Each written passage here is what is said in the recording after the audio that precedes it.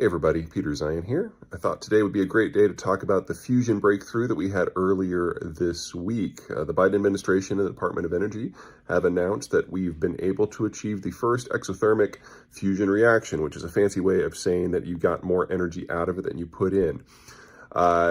This is a significant step forward. We've been working on fusion for 70 years.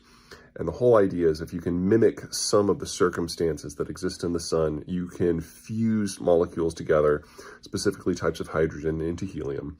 And in doing so, they will release energy.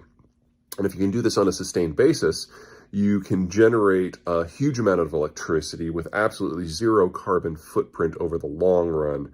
So cheap, clean, almost free energy is the theory, because, that's how it works in the sun. But before you go out and buy fusion lamps, I think it is best to have a little bit of an understanding as to what else needs to happen. So first of all, there's the issue of scale. The energy required to power the lasers, and then the energy that the lasers put into the module that generates the power indicated that we really only got about 0.5% power gain from all of this. So in order to power a city, that means you would, with the technology as it exists at this moment, would need 200 times as much power just to turn the thing on in the first place, and you get a trickle that is, quote, free. So, long way to go. Second, we would have to be able to build this thing at scale. That technology does not exist. The blueprints do not exist. But best guess from the theory is that in order to power a city like, say, New York, you would need a power generator that's roughly the size of Albany. So, you're going to talk about a massive, massive, massive facility in order to generate a meaningful amount of power, and we have to design it first.